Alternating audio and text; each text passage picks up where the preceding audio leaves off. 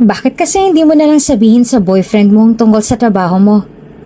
Tanong sa kanya ng kanyang kaibigan at katrabaho na si Tanya habang binubura niya ang kanyang makapal na makeup.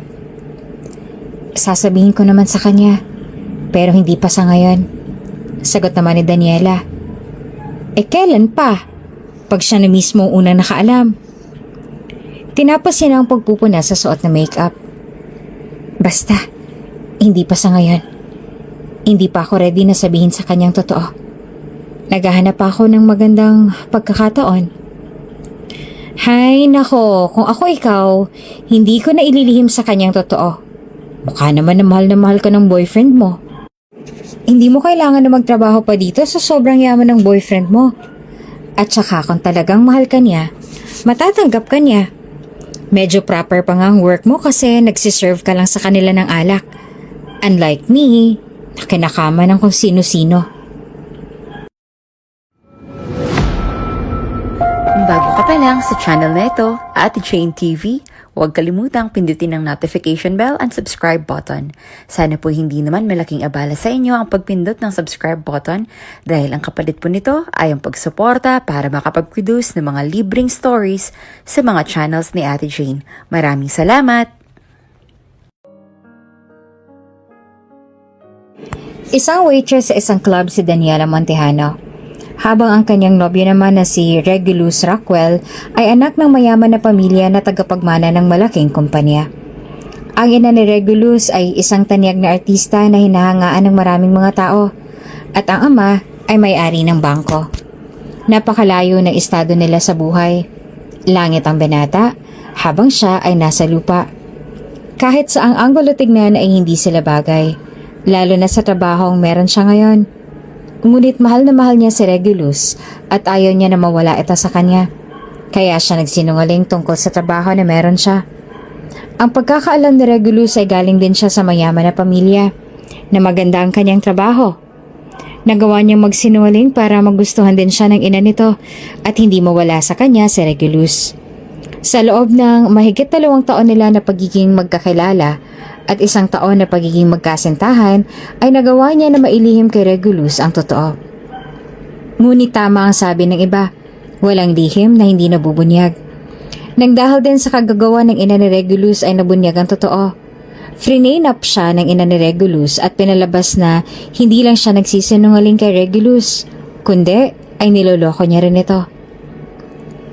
Totoo ba? Totoo bang niloloko mo lang ako? Galit na sigaw sa kanya ni Regulus. Hindi yan totoo, Regulus. Hindi kita niloloko. Hindi ko yan magagawa sa'yo. Nanginginig ang boses na paliwanag niya. Then what's the meaning of this, Daniela? Ipaliwanag mo nga sa akin to. Inilapag ni Regulus sa harapan niya ang isang picture. Picture niya na nakaupo sa lap ng isang lalaki.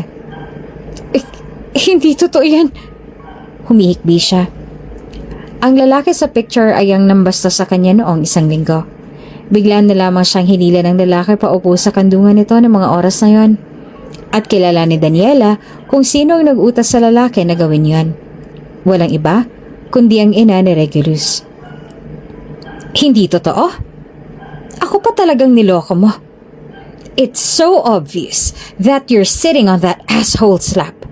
Mukhang nag-e-enjoy ka pa nga eh. Tapos sasabihin mo sa akin na hindi yan totoo? Kagat-kagat ang ibabang labi para pigilan ang paghikbi ay umiling siya. Marahas na natawa si Regulus. Magkahalong sakit at galit ang makikita sa mukha nito. I trusted you, Daniela. Minahal kita ng buong buo. At binigay ko sa iyong tiwala ko. Ang hinihingi ko lang naman ay ang pagiging tapat mo sa akin. Bakit hindi mo yan nagawang ibigay sa akin? Hindi ko naman kailangan na maging mayaman ka. You don't have to pretend to be rich in front of me. I am rich enough to need wealth from others. I'm sorry. I'm sorry.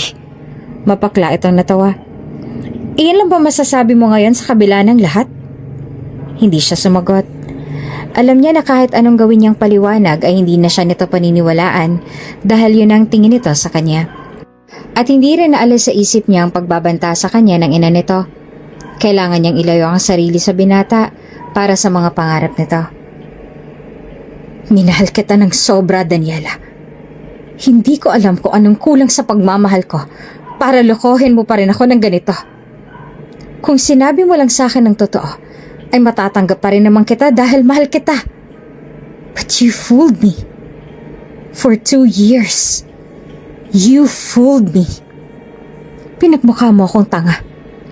Pinaniwala mo ako sa lahat ng mga kasinungalingan mo. Humakbang ito paatras, palayo sa kanya. I don't think I can continue to be with you after all the things you've done to me. Let's end this here. Tuluyang nawala ng lakas ang mga tuhod ni Daniela at napaluhod siya sa sahig, sabay sa bunot sa sariling buhok, habang walang humpay sa pagtulo ang kanyang mga luha. Patawarin mo ako, Regulus. Hindi kita niloko. Hindi ko yun magagawa sa'yo. Pasensya na kung hindi ko man lamang naipaliwanag sa'yo. Gusto ko na matupad mo ang lahat ng pangarap mo.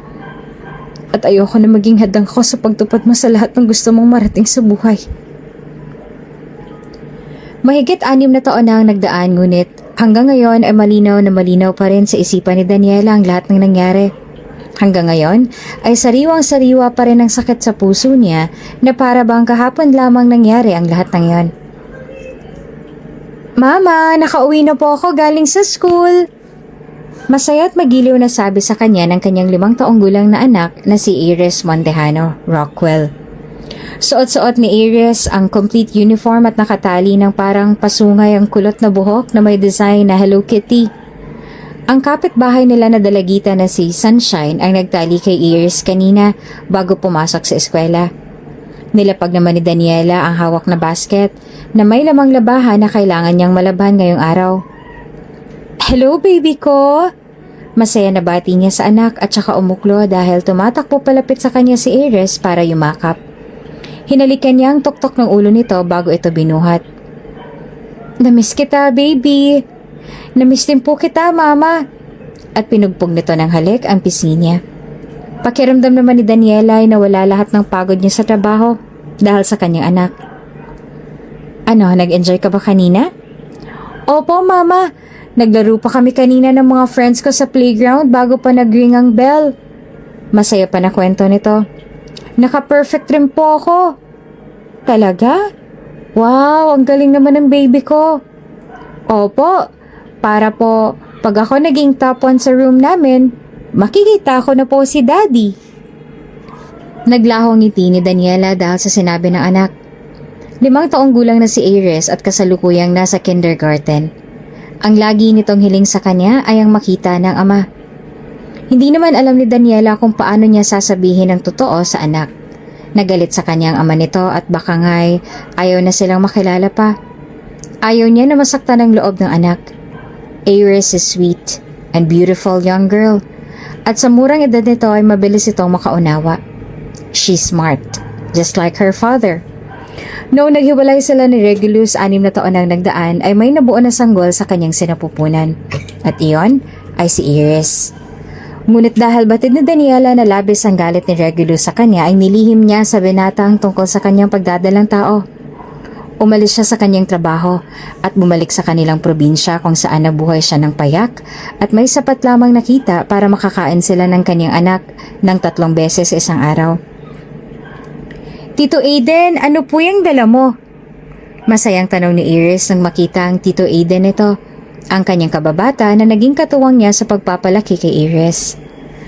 Noong mga panahon na pakiramdam ni Daniela ay tinalikuran na siya ng lahat, na halos maging ang mundo ay pakiramdam niya ay tumalikod na rin sa kanya, hindi siya iniwan ni Aiden.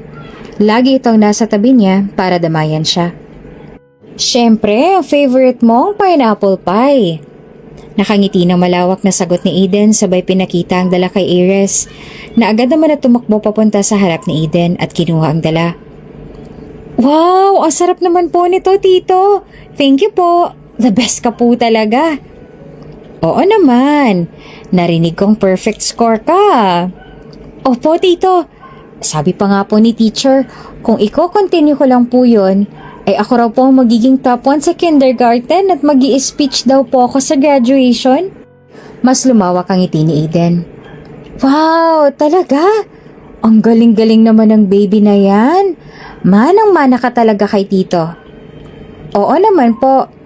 Pero sabi po ni mama, mas mana raw po ako sa daddy ko. Kaya ako brainy. Pareho silang natigilan sa sinabi ni Iris. Nagtatanong ang mga mata na bumaling sa kanya si Aiden. Iniwas niya naman ang kanyang tingin at ngumiti sa kanyang anak. Nakangiti pa rin na tumingala sa kanya si Iris. Mama, di ba po mana ako kay daddy? Oo naman. Pareho kayong brainy. At ngumiti ulit siya sa anak. Pero syempre po may konti pa naman po akong minana kay tito. Hehe. Syempre naman, ako lang nag-iisang best tito mo. Kaya dapat may mamamana ka talaga sa akin. Sabi naman ni Aiden sabay haplo sa ulo ni Iris na sumang-ayon naman. Binuhat ni Aiden si Iris at isang beses pa siyang tiningnan bago sila naglakad papasok ng bahay para kainin ang dala. Naiwan siyang mag-isang nakatayo roon at nakatingin sa dalawa. Hindi manhid si Daniela. Mga bata pa lamang ay alam niyang may gusto na sa kanya si Aiden. Palagi itong nasa tabi niya at kahit kailan ay hindi siya nito hinusgahan. Noong umuwi siyang buntis, si Aiden lang ang tanging hindi humusga sa kanya. Minata siya ng lahat. Ngunit si Aiden ay sobrang proud sa kanya dahil mas pinili niya na buhayin ang kanyang anak kahit walang ama. Hindi siya hinusgahan ni Aiden nung ipinagtapat niya dito na hindi sila magkakaayos ng ama ni Iris at galit ito sa kanya dahil sa nagawa niyang kasalanan. Hindi siya nito hinusgahan at minaliit. Sa halip ay dinamayan pa siya nito at ito ang tumayong ama para kay Iris. Sa kanyang pagbubuntis ay palagi itong nasa kanyang tabi para alagaan siya. Noong nanganak siya at tanging silang dalawa lang ni Iris sa buhay ay hindi ito umalis sa tabi niya. Mahalaga sa kanya si Aiden pero hindi niya masuklian ang pagmamahal nito sa kanya. Hanggang pagkakaibigan lang ang kaya niyang maibigay dito. Pinilit niya man ang sarili ngunit kahit anong gawin niya ay sadyang iisang tao lamang ang laman ng puso niya. Ang lalaking nagwasak sa kanya. Noong araw na yon ay marami silang pinagkwentohang tatlo. Maingay at masaya si Iris habang kausap ang Tito Aiden nito. Samantalang si Daniela naman ay tamang nakikipagsabayan lang sa kanila. Sa kaloob-looban niya ay nagigilty siya dahil hindi niya magawa na suklian ang pagmamahal ni Aiden. Saan ang galing tong pasa mo? Nag-aalala na tanong ni Daniela na nung isang araw ay umuwi si Iris galing eskwela na merong mga pasa. Hindi ko po alam, Mama. Nabangga po siguro ako. Sagot naman ni Iris bago tinusok ang pasa nito sa braso. Pero hindi naman po ito masakit. Nagtagpo ang kilay niya. Ha? Paano hindi mo alam? Nitong nakaraang araw ay konti pa lang pasa mo. Ngayon ay may nadagdag na naman. May nang-aaway pa sa'yo sa school? Wala naman pong nang-aaway sa akin doon, Mama. Nice po silang lahat sa akin. Itong mga pasa ko, wala lang po ito. Hindi naman po masakit. Hindi ko nga po alam kung saan ko sila kukuha o kung may bagong pasaman sa aking katawan. Huwag po kayong mag-alala. Tulad po ako ni Daddy. Brave po ako kaya hindi po ako mabubuli ni naman. Ngumiti ito sa kanya at nagpakita pa ito ng muscles kunwari para mawala ang pag-aalala niya. Sige na po, Mama. Magpapahinga lang po muna ako. Pagod na po kasi ako dahil may math subject kami kanina. Bagaman nag-aalala siya, tumango siya at humalik sa tuktok ng ulo nito. Oh, siya, sige. I love you. Pahinga ka mabuti, ha? I love you din po. Pinagmasdan pa ni Daniela ang anak na hindi pa rin nawawala ang pag-aalala sa kanyang nararamdaman. Ilang sandali pa ay mabilis na nakatulog ang kanyang anak na nasa loob ng kulambo. Pumasok din si Daniela at naupo sa tabi nito. Inalis niya ang ilang hibla ng buhok na humaharang sa mukha nito. Nakapaot ang maputlang labi nito habang mahimbing pa rin na natutulog. Kamukhang kamukha niya ito. Sa maliit at matangos na ilong, sa maliit at malamanika na mukha, kapal at horma ng kilay, maliit at hugis puso na labi. Maging ang kulot nitong buhok ay namana lahat sa kanya. Ang mata lang nito ang namana sa ama. Mayroong hazel brown eyes si Iris na almond ang hugis na tulad ng sa ama. At ang pagiging matalino rin ito ay isa pa sa mga namana ni Iris kay Regulus. Hindi ni Daniela inilihim ang totoo kay Iris tungkol sa pagkatao ng ama nito. Alam ni Iris kung ano ang pangalan at itsura ng ama, kung saang pamilya ito nagmula. Alam ni Iris na nag-aaral sa pagkadoktor ang ama, at siguro ngayon na isa ng magaling na doktor. Ganun pa man ay inilihim niya kay Iris ang tungkol sa nangyari sa kanilang dalawa ng ama nito. Inilihim niya ang totoo na may malaking galit sa kanya si Regulus dahil sa nagawa niya noon. Malapit ang graduation ni Iris sa kinder. Nasabi niya na ba sa'yo kung anong gusto niyang regalo? Tanong sa kanya ni Eden habang pareho silang nasa labas ng bahay at nakatingin sa malayo. Sinulyapan niya ito at malungkot na tumango. Oo, ang gusto niya ay makita ang daddy niya. Doon pa man ay gustong-gusto na ni Iris na makita ang ama. At ngayon nga na nalalapit na ang graduation nito, hindi niya alam kung paano sasabihin na hindi niya naman matutupad ang hiling nito. Lalo pa na nagsumikap talaga si Iris sa pag-aaral para sa wish na yon. Sinabi mo na ba sa kanyang totoo? Umiling siya. Hindi pa. Ayokong saktan siya pag sinabi ko na hindi ko matutupad ang hiling niya. Lalo na't nagsusumikap siya sa pag-aaral para sa hiling na yon. Bakit hindi mo sabihin sa kanyang totoo tungkol sa alitan niya ng ama niya?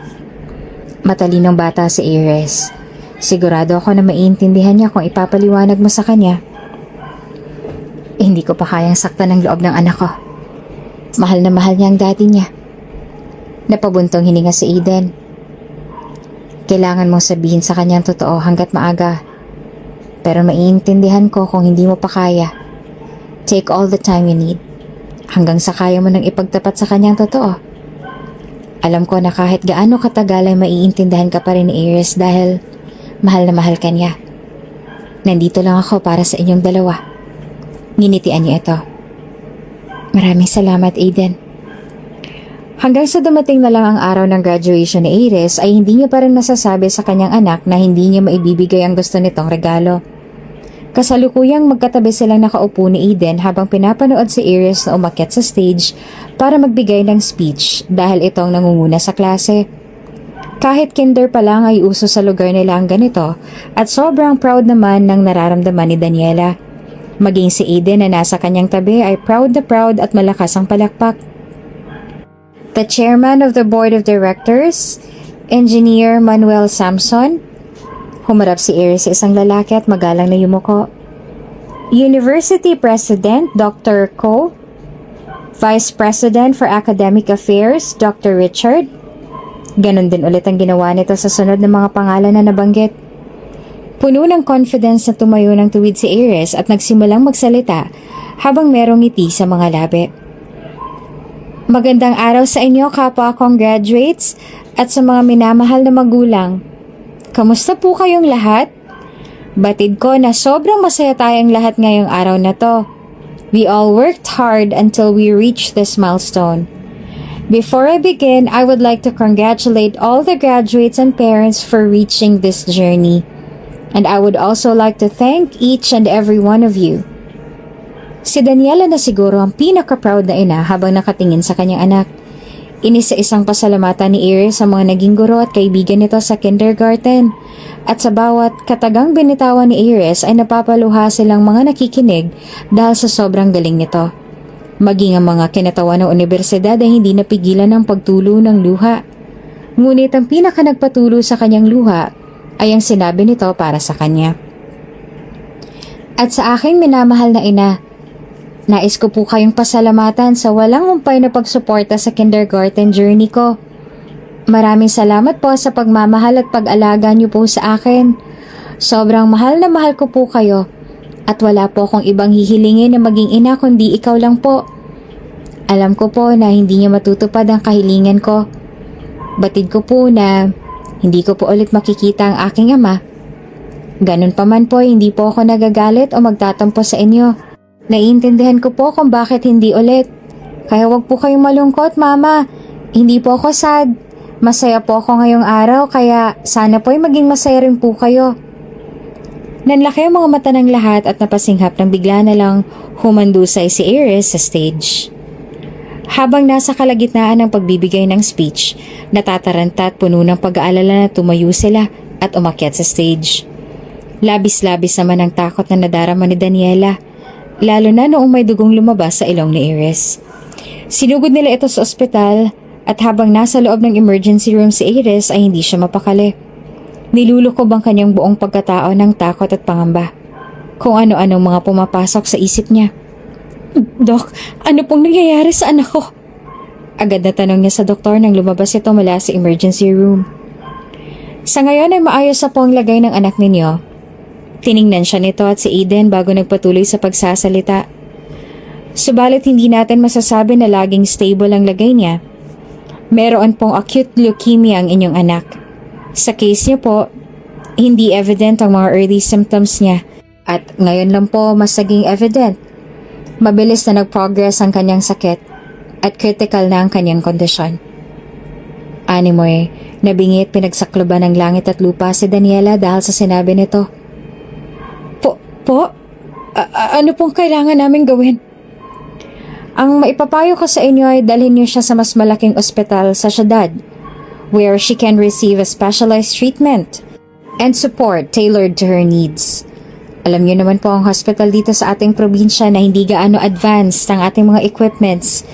Kaya kung dito lamang po siya sa atin, ay malabo na maaagapan natin ang kanyang sakit. Tulad nga ng payo sa kanila ng doktor ay dinala nila sa Iris paluwas ng probinsya ng linggo ding yon para maagapan nila ang sakit nito at hindi na tuluyang lumala. Kasama niya si Eden na lumuwas ng Maynila at sa malaking ospital nila ito dinala. Mama, nasa Manila na po tayo? Ibig sabihin po ba nun ay malapit na rin po sa atin si Daddy? Tanong ni Iris na ngayon ay nakahiga sa kama dito sa isang private room ng malaking ospital. Namumutla ito at may bonnet na suot. Nginitian niya ito. Oo anak, malapit lang siya sa atin. Dahil sa sinabi niyang yon ay gumuhit ang isang matamis na ngiti sa labi ni Iris.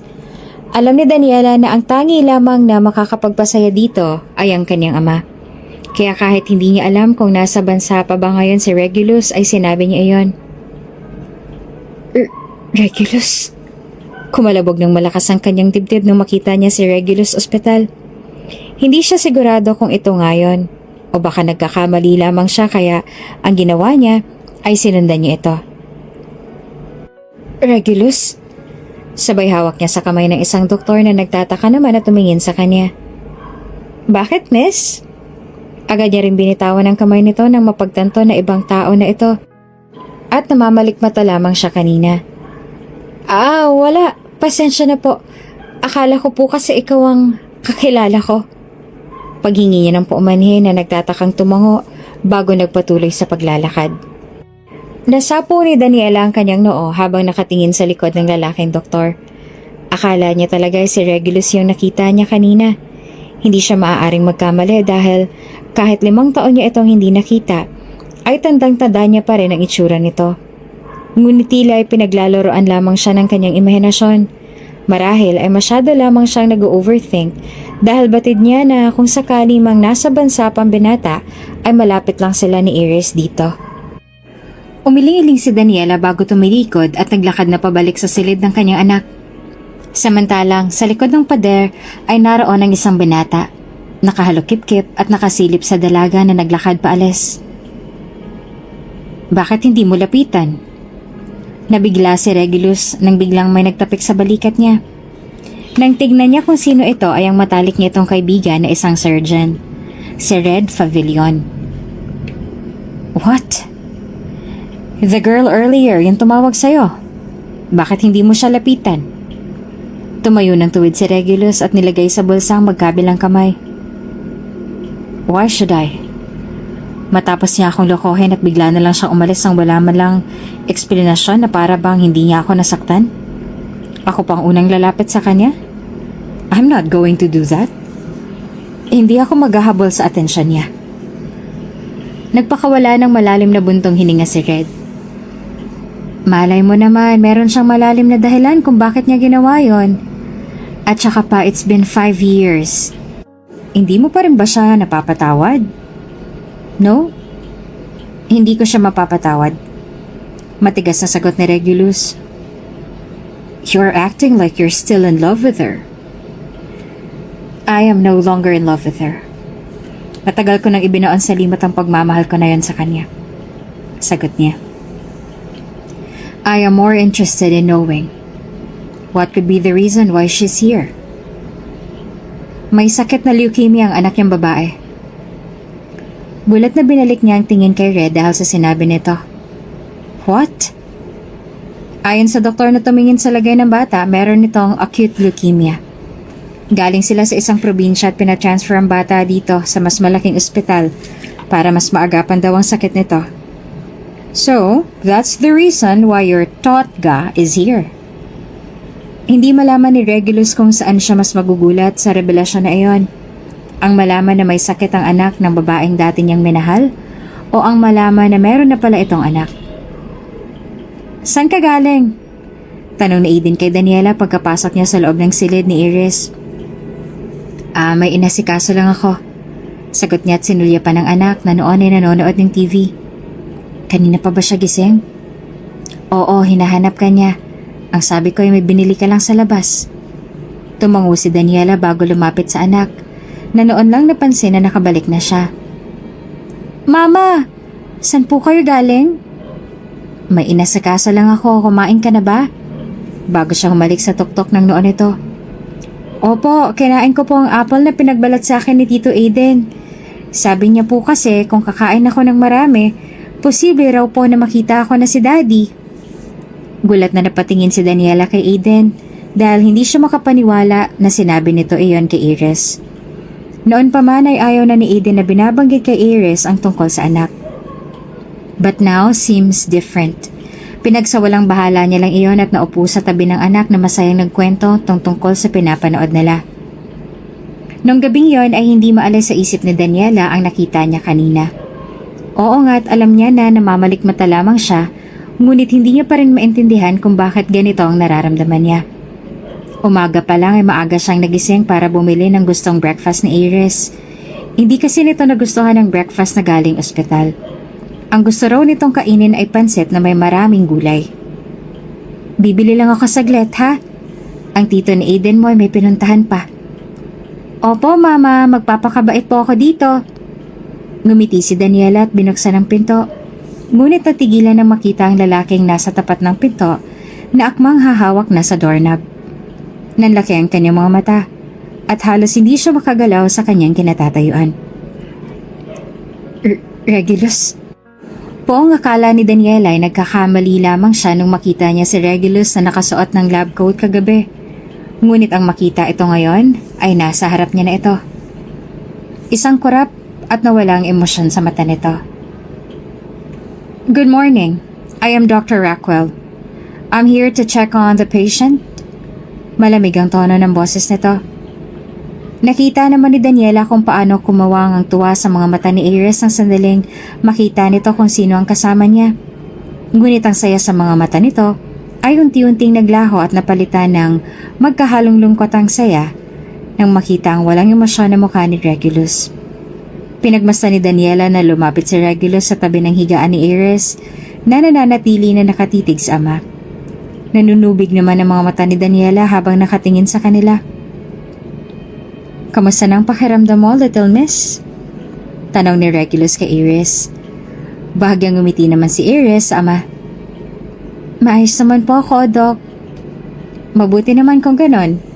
Titingnan ko lamang ang lagay ng dugo mo at kalagayan mo. Ayos lang ba yan sa'yo? Tumango si Iris. Opo, ayos lang po sa akin. Kailangan kitang kuhaan ng dugo. Sabihin mo sa akin kung nasasaktan ka, ha? Opo, Doctor. Sabihin mo sa akin kung nasasaktan ka, okay? Nakita ni Daniela kung paano napangiti si Regulus nang tumango muli si Iris. Walang pinagbago ang ngiti nito. Kung ano sa natatandaan niya noon, ang malalim nitong dimples. Ganon na ganon pa rin hanggang ngayon.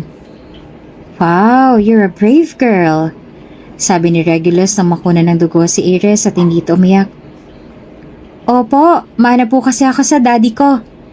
Nakangiti at nagyayabang ang tono ng boses ni Iris. Wow, your father must be a brave man. Sabay sulyap sa kanya ni Regulus. Ano nga ulit ang pangalan mo? May mumunting ngiti sa labi ni Regulus. Iris po. Iris. Pag-uulit pa ni Regulus at kumislap na naman ang mga mata ni Iris nang sandaling banggitin ng ama nito ang pangalan. Opo, sabi po ni Mama, Flower daw po ang ibig sabihin ng aking pangalan. Kasi hilig daw po ng aking ama na bigyan siya ng bulaklak noon. Gusto ni Daniela na pigilan ng anak sa pagkukwento dahil baka madulas ito at matawag na kuno si Regulus, pero hindi niya magawang makagalaw sa kanyang kinatatayuan. Ngumiti si Regulus kay Iris bago inaabot ang ulo nito. Magandang pangalan mo, tulad sa'yo. Salamat po. Kayo po pala, Doctor. Ano pong pangalan ninyo? Nagkukunwari si Iris na hindi nito alam ang pangalan ng sariling ama. Regulus. Regulus Rockwell. Ang ganda rin po ng pangalan ninyo, Doctor. Ngumiti si Iris ng pagkalambing-lambing. Napakagandang pagmasa ng dalawa. Alam na alam ni Daniela kung gaano katagal hinintay ni Iris na dumating ang pagkakataon nito na makaharap ang ama. Ngunit hindi niya maintindihan kung bakit, imbes na maging masaya ay naninikip ang dibdib niya. Salamat. Magpapagaling ka lalo, ha? I'll be your doctor. Sabi ni Regulus kay Iris. Talaga po? Nagliwanag palalo ang buong mukha ni Iris. Ibig sabihin po ba nun ay lagi niyo po akong pupuntahan dito? Yes. Bibisitahin kita 3 times a day para makita kong kondisyon mo. Ayos ang ba yan sa'yo? Opo. Halatang sobrang saya ni Iris nang dahil doon. Kung ganon, I'll see you later then? Akmang tatalikod na paalis si Regulus nang hawakan ni Iris ang kamay nito. Kaya tumigil si Regulus at nagtataka na muling tiningnan si Iris. Doctor? Yes? May anak po ba kayo, Doctor? Maging si Daniela ay nagulat sa tanong ni Iris. Ang kislap sa mga mata nito ay para bang humihiling na oo ang isagot ni Regulus. No, wala akong anak. Nawala ang kislap sa mata ni Iris at unti-unting binitawan ang kamay ni Regulus. Ganun po ba? Yes. Tiningnan ni Regulus ang suot na relo na pambisig. Pasensya ka na ha, pero kailangan ko nang umalis eh. May pasyente pa ako sa kabilang silid. Pero babalikan kita mamaya. Ayos na ba sa'yo yun? Opo, basta po babalik kayo sa akin, Doctor. Of course, babalikan kita. Ngumiti naman si Regulus kay Iris. Akala ni Daniela ay aalis na talaga ito, kaya natigilan siya at kumalabog ang kanyang dibdib nang huminto ito sa kanyang harapan at walang kabuhay-buhay na nagsalita. From now on, ako na nakatalaga na tumingin sa lagay ng anak mo. You can't complain to me. Ako naman ang may-ari ng ospital na to. Ang dating mga mata nito na puno ng kinang sa tuwing nakatitig sa kanya ay wala na. Para bang isa siya sa pinakakinamumuhian nitong tao habang nakatitig sa kanya. Marahan siyang sumagot. Sige, salamat. Hindi na ulit nagsalita si Regulus at nagpatuloy na sa paglakad. Nung tuluyan ito makalabas ng pinto ay lumapit siya sa tabi ng kanyang anak at nasa pintong nilabasan ni Regulus ang mga mata. Mas gwapo po pala sa personal ang aking ama, Mama. Ang astig niyo po sa kanyang suot, ano? Bagay na bagay po sa kanyang kasuotan niya. Malawak na ngumiti si Iris sa kanya. Masaya po ako na makita siya sa wakas, Mama. Pasensya ka na kung hindi ka niya nakilala, ha? Nahihirapan na sabi niya. Sobrang nasasaktan siya para sa kanyang anak dahil hindi mo lang ito nakilala ng sariling ama. Ayos lang po yun sa akin, Mama. Kahit itanggi niyo man po ako, wala pong problema sa akin yun. Ang mahalaga, masaya po ako na makita siya at mabait po siya sa akin. Pakiramdam ni Daniela ay dinurog ang kanyang puso dahil sa sinabi ng anak. Hindi pa rin naaalis ang ngiti nito sa labi at ang kumikinang ng mga mata.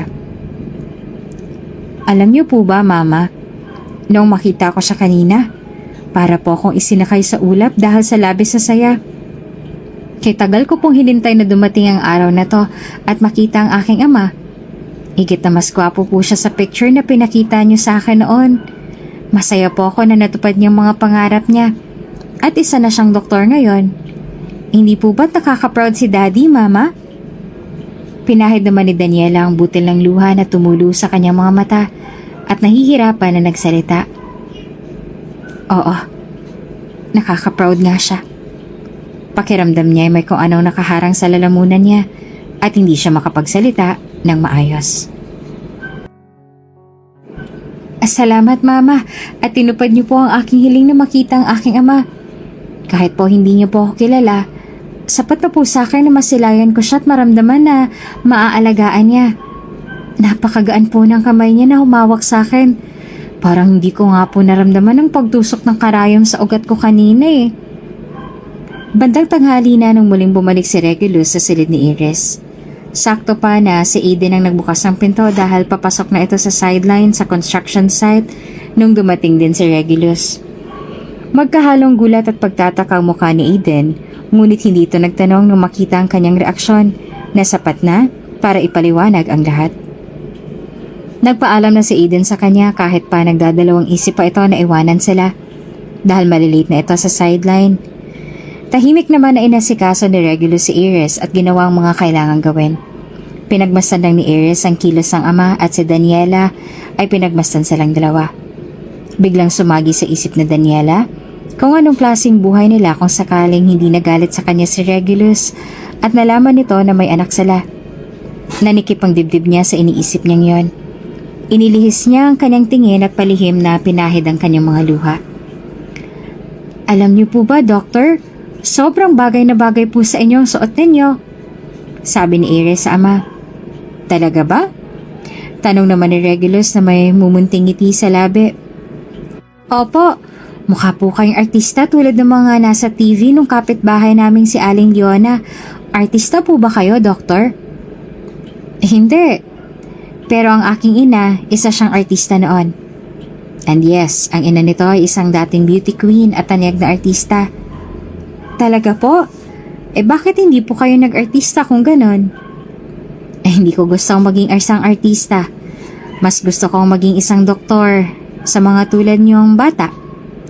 Paliwanag ni Regulus bago tsinek ang swero ni Iris. Mahilig po pala kayo sa mga bata, Doc? Yes.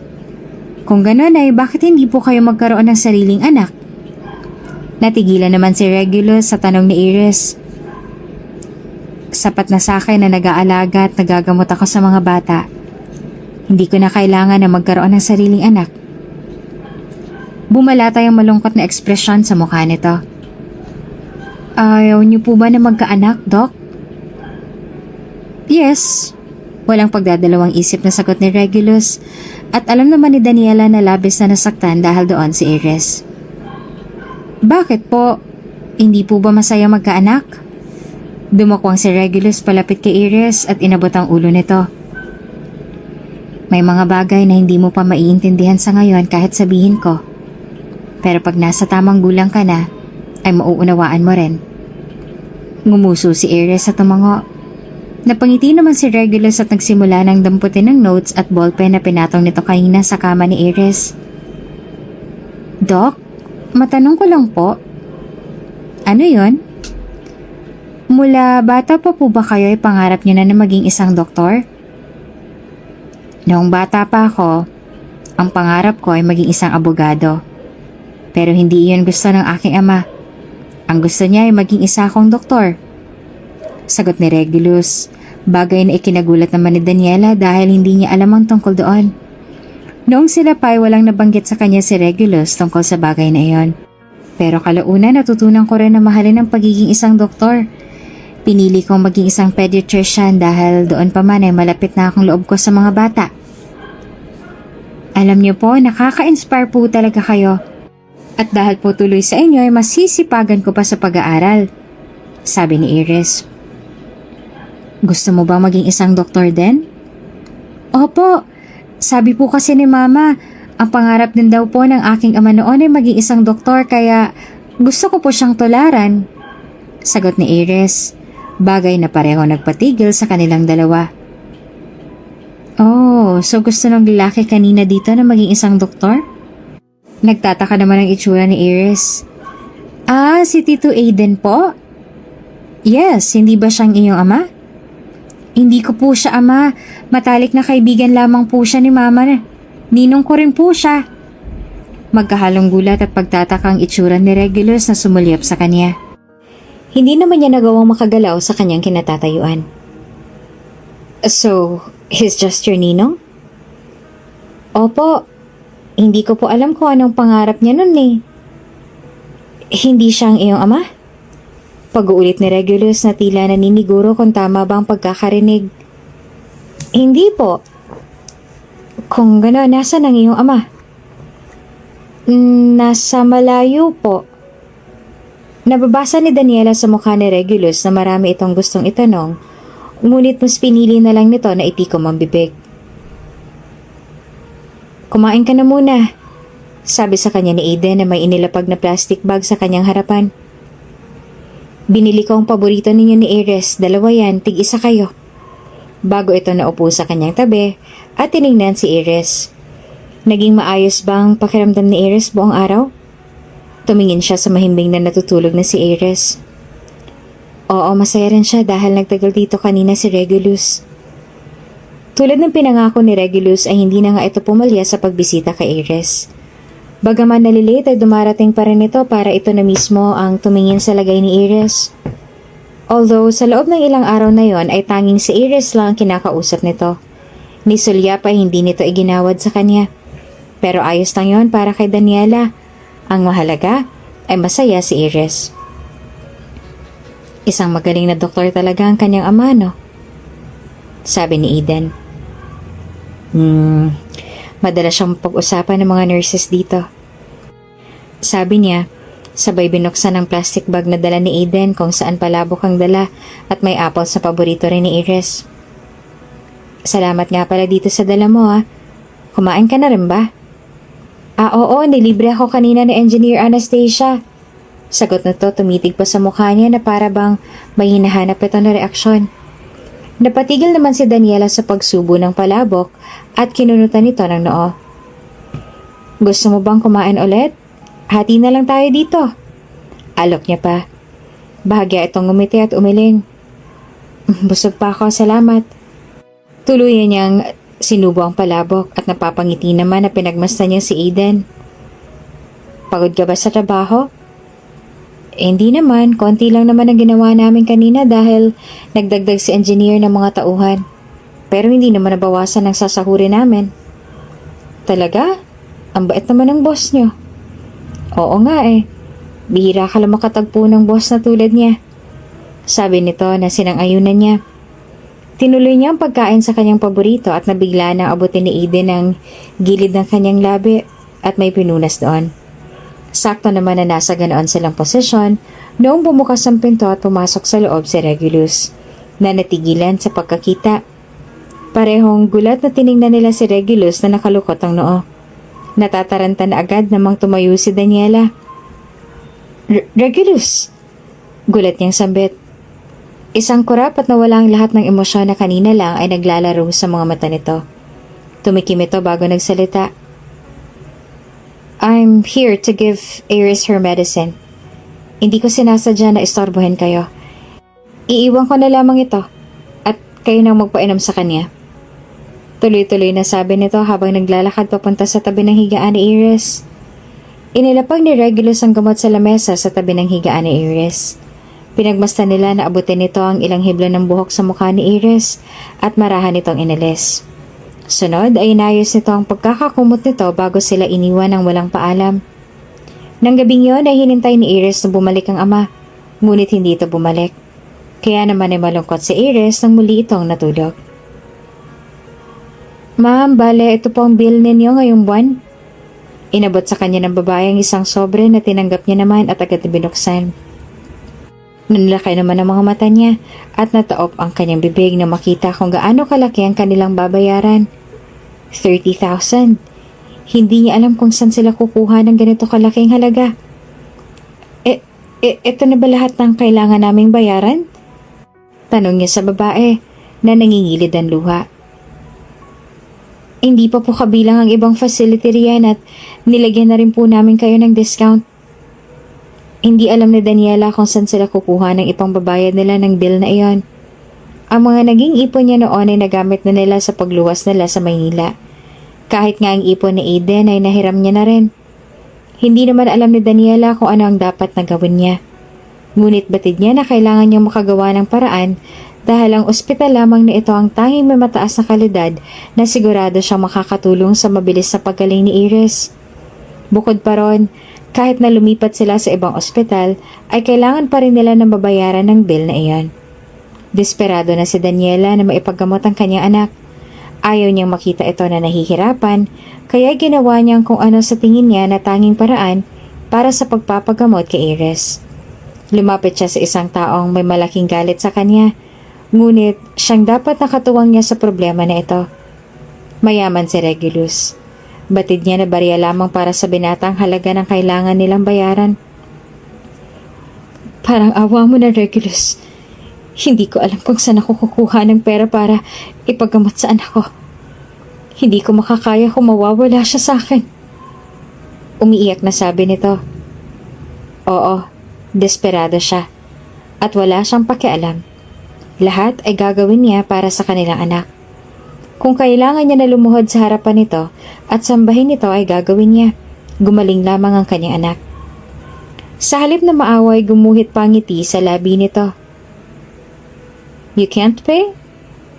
Bakit hindi mo ulit ibenta ang sarili mo para makabayad ka? Hindi ba't dyan ka naman magaling?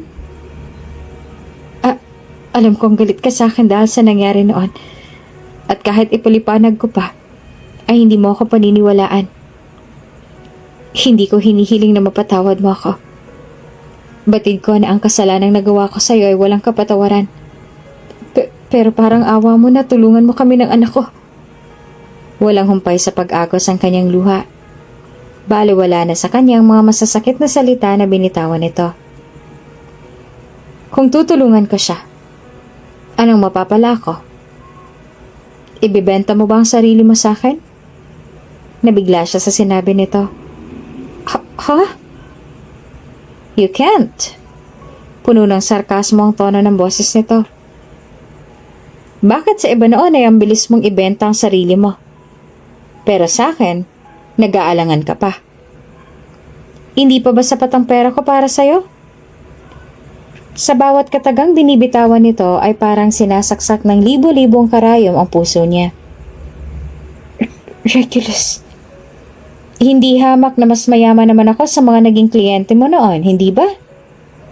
Hindi siya sumagot at yumuko na lamang habang walang humpay pa rin sa pagtulo ang kanyang mga luha. Alam ni Daniela na kahit sabihin niyang totoo na ito lamang ang tanging nakaangkin sa kanya, ay hindi siya nito paniniwalaan dahil nabilog na ito ng galit.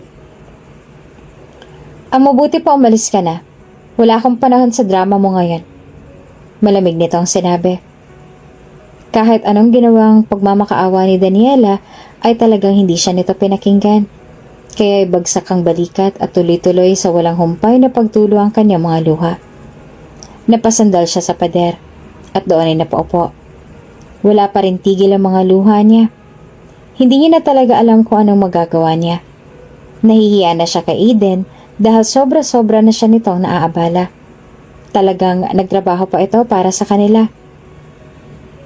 Mama, may problema po ba? Kahit malungkot ay nagawa ni Daniela ng umiti sa kanyang anak para hindi ito mag-alala sa kanya. Wala naman anak. Sagot niya. Gusto mo bang kumain ng apple? May biniling Tito Aiden mo para sa'yo. Nagbalat siya ng isang mansanas at ramdam na ramdam niya ang mga mata ni Iris na nasa kanya. Pinapanood ang kilos niya. Mama, sabihin niyo lang po sa akin kung may problema po sabi sa kanya ni Iris, kaya napatigil siya sa pagbabalat ng mansanas. Naupo siya sa tabi ng kama at inabot ang mukha nito. Oo, pangako. Sasabihin sa'yo ni Mama kung sakaling meron, okay? Pagsisinungaling niya. Ngumiti naman si Iris at inabot ang kanyang kamay na nakahawak sa mukha nito. Mama, sabihin niyo lang po sa akin kung hindi niyo na po kaya na maipagamot ako rito. Pwede naman na po tayong umalis dito. Kahit nandito po si Daddy, ay ayaw ko po na nahihirapan kayo ni Tito Aiden. Isa pa, Magaling naman po ako dahil magaling mag-alaga si Daddy. Anak, kahit anong mangyari hindi tayo aalis dito hanggat hindi ka patuluyang magaling. Gagawin lahat ni Mama para mapagamot kita. Iyon ang pangako niya sa kanyang anak na tutuparin niya kahit anong mangyari. Miss, pwede kaya na mag-down muna ako ng 3,000 para sa bill namin? Tanong ni Daniela sa parehong babae na nagbigay sa kanya ng bill noong isang araw. Ano pong apelyido ng pasyente? Montejano. Tumango ang babae at may kung anong tinype sa keyboard. Base po sa records namin ay bayad na po lahat ng bill ninyo. Hanggang sa susunod na buwan kung sakaling magtatagal ang inyong anak dito ay bayad na rin po. Kahit po ibang facility na maaari po ninyong gamitin at mga gamot ay bayad na rin po. Ha? Sino nagbayad? Sa isip ni Daniela ay baka nagkakamali lamang ang babae. Imposible na bayad na ang bill nila. Ngayon pa lamang siya magbibigay ng down na 3,000. Hindi po ba kayo nagbayad? Nagtataka na tanong ng babae. Hindi, wala kaming ganyang kalaking halaga. Naguguluhan na sagot niya. Baka nagkakamali ka lang. Iris Montejano ang pangalan ng pasyente. Pakicheck naman ulit oh. Sinunod ang babae ang sinabi niya at nag-type ulit ng kung ano.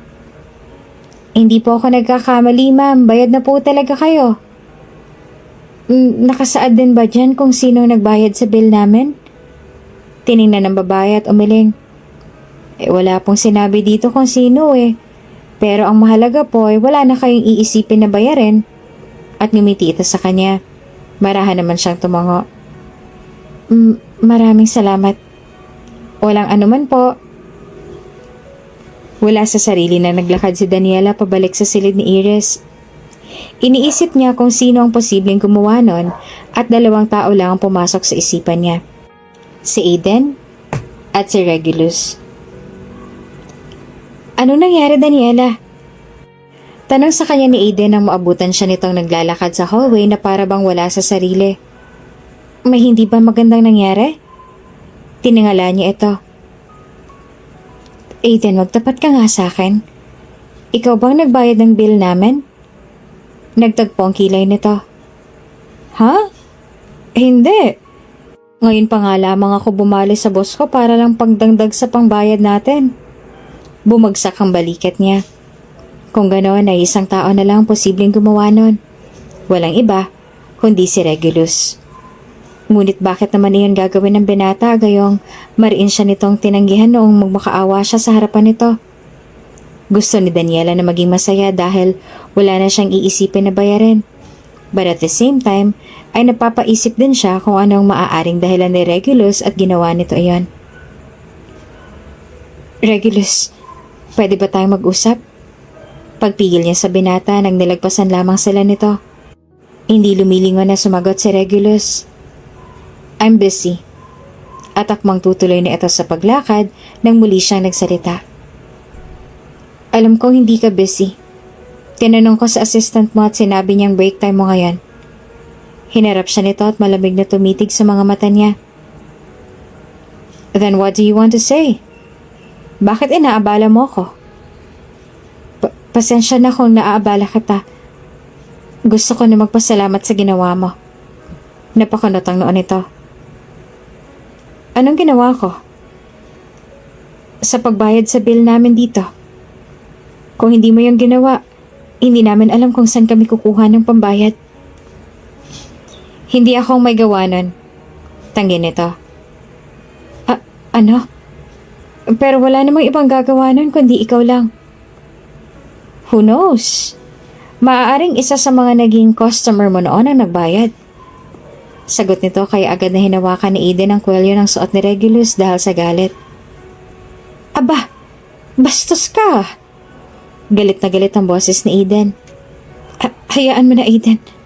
Pagpigil niya pa dito sabay hinawakan niya ito sa balikat. Bumaling ang tingin doon si Regulus at bahagyang napangisi. Let go of me. Marasang sabi ni Regulus bago nito tinulak palayo si Aiden. The next time you do that, sisiguraduhin ko na hindi ka na ulit makakapasok dito. Mariin na pagbabantaan nito habang inaayos ang nalukot na damit. Bakit mo naman ginawa yun, Aiden? Sabi niya kay Aiden nung makaalis na si Regulus.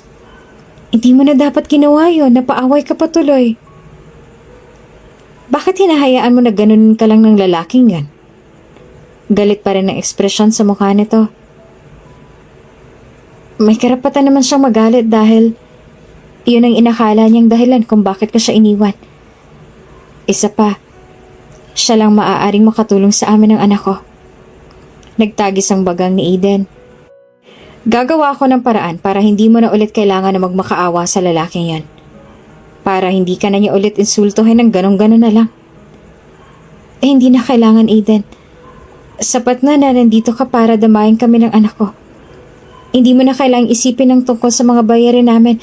Ako nang bahala doon. Nangako ako sa inyo noon na hindi ko kayo pababayaan ng anak mo. Kahit nandito na ang ama ni Iris, ay hindi ko pa rin kayo pababayaan. Seryoso na sabi ni Aiden. Mas lalong hindi ko kayo pababayaan sa ugali na meron ng lalaking yun. Gusto man ni Daniela na pigilan pa ito, ngunit alam niya na hindi niya na rin mapipigilan si Aiden. Noon pa yun ang ugali ni Aiden. He would always do everything for her and for her daughter. Doktor, kumain na po ba kayo? Ang malambing na tanong ni Iris sa ama na may sinusulat sa record book. Yes, ikaw, kumain ka na ba? At sandali na nag-angat ito ng tingin kay Iris. Opo, pero gusto ko pong kumain ng apple. Maaari niyo po ba akong ipagbalat? Agad na nagsalita si Daniela para pigilan ito. Ako nang magbabalat, anak. Pero mas gusto ko po na si doktor ang magbabalat. Oo naman, ilan bang gusto mong kainin na apple? Sagot ni Regulus kaya ay napabaling siya dito. Nakangiti ito ngayon kay Iris.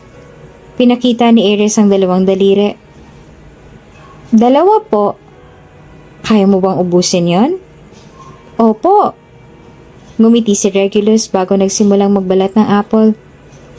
Si Aiden na noon ay nakaupo sa couch ay madilim ang mukha at nang makitang ekspresyon sa mukha ni Daniela habang nakatingin sa mag-ama nito ay napabuntong hininga na lamang.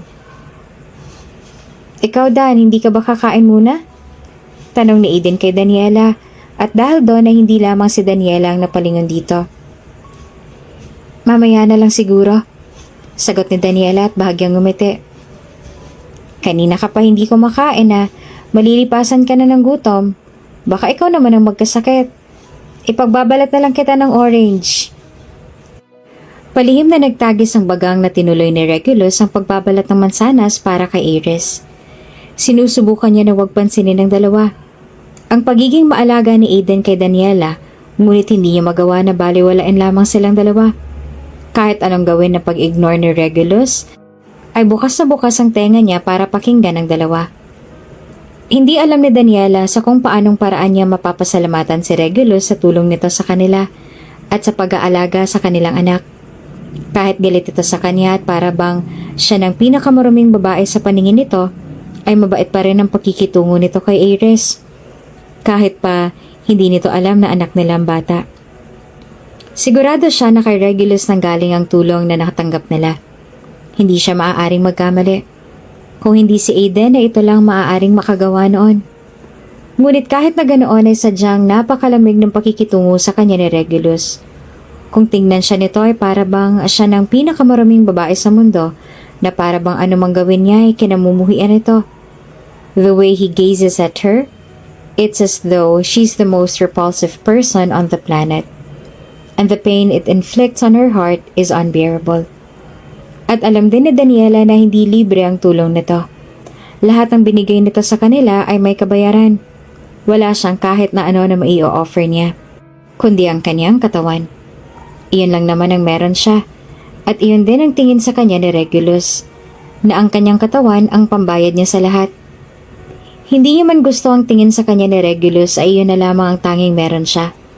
Kung maaari kahit malaking pasasalamat niya sa binata, ay ayaw niya na magkautang na loob dito.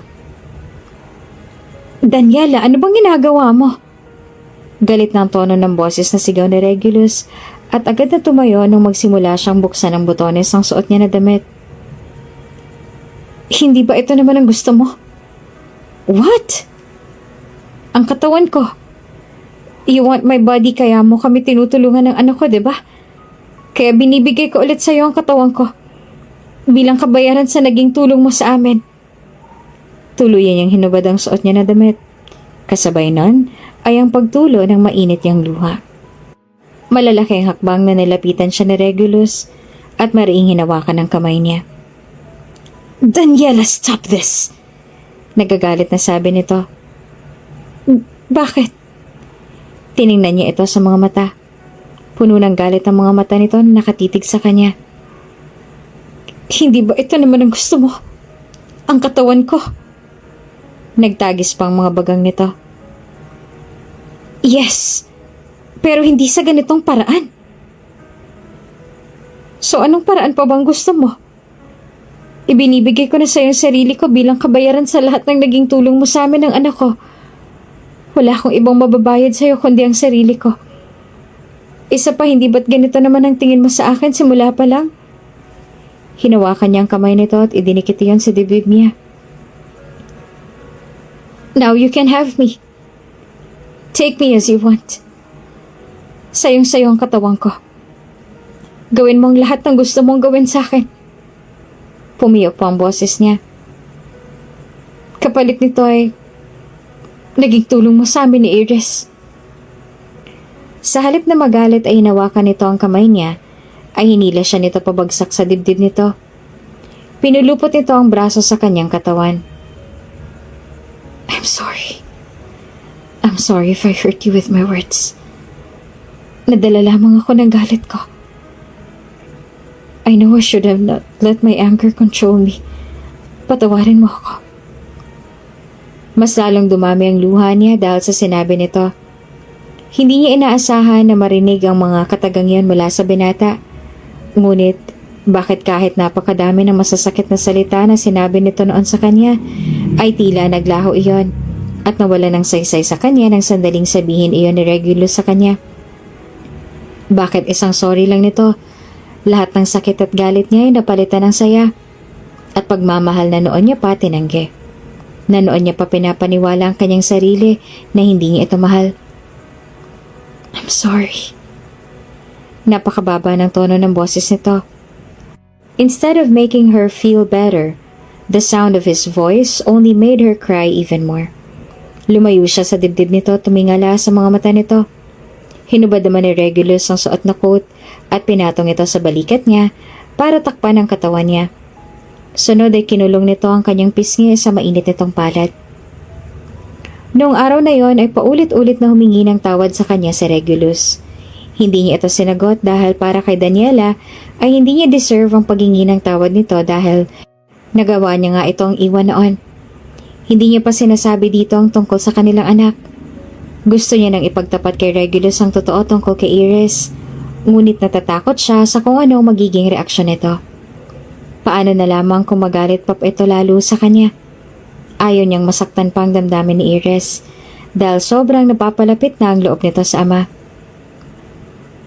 Mama, hindi niyo po kailangan sabihin kay Daddy yung tungkol sa akin.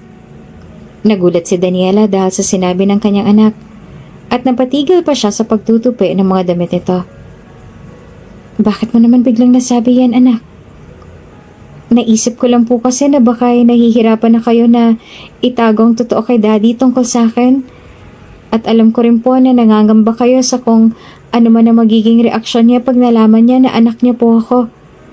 Ayoko po na mahirapan kayo, Mama. At ayoko rin po na mapalayo siya sa akin. Ayaw mo ba na makilala ka ng Daddy mo? Kung ang ibig sabihin po no na yung ikakalungkot niyo at ikakalayo naman niya sa akin, hindi niya na po ako kailangan na makilala. Sapat na po sa akin na nasa malapit siya kahit hindi niya ako kilala. Naupo naman ang maayos si Iris. Alam niyo po, Mama, nung unang beses ko po siya nakita, sobrang saya ko dahil akala ko ay nakilala niya ako. Pero kalauna na pagtanto ko na hindi niya alam ang tungkol sa akin. At batid ko rin po na may malalim kayo na dahilan kung bakit niyo po ginawa iyon. Nung una po ay gusto ko na makasama ang aking ama. na gusto ko na ituring niya rin akong anak. Gusto ko po na mahalin niya rin ako. Pero ngayon, sapat na po sa akin na nakilala ko siya. Na kahit hindi niya po alam ang tungkol sa akin, ay naging mabait at maalaga po siya sa akin. Hindi na po ako naghahangad ng masigit pa roon. Kontento na po ako na kasama kita at si Tito Aiden. Naluluha na niyakap ni Daniela ang anak. Hindi niya alam kung ano ang mga mabuting ginawa niya noon para maging ganito siya kaswerte sa kanyang anak. Ngunit laking pasasalamat niya na binigay sa kanya si Iris. Marami siyang mga mali na nagawa noon. Marami siyang mga pagkukulang. Nasaktan niya si Regulus. Daniela admit that she's not kind. Her life was miserable. Ngunit mula nang dumating si Iris sa buhay niya, ay nabigyan ulit ng saysay ang buhay niya. Maraming salamat, anak. Inabot niya ang mukha nito. Maraming salamat. Tatandaan mo na mahal ka ni Mama. Akala ni Daniela ay masaya na ang lahat. Akala nila ay unti-unti na magiging maayos ang lahat. Ngunit nagkamali sila dahil isang gabi ay bigla na lamang naging kritikal ang lagay ni Iris. May lumabas na dugo sa ilong nito at nangihina ang buong katawan nito.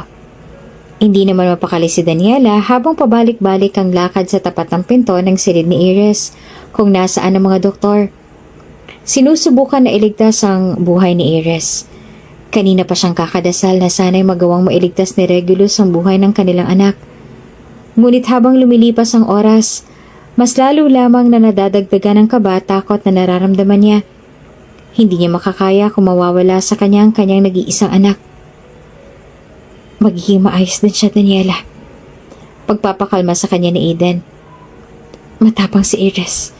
Sigurado ako na hindi niya tayo iiwan. Lalaban siya. Pero natatakot ako, Aiden. Bata pa siya at mahina ang kanyang katawan. Paano kung hindi niya kayanin? Humagulhol siya ng iyak. Hinila siya ni Aiden pabagsak sa dibdib nito. Huwag kang mag-isip ng kung ano-ano, Dan. Matapang na bata ang anak mo. At magaling din na doktor ang kanyang ama.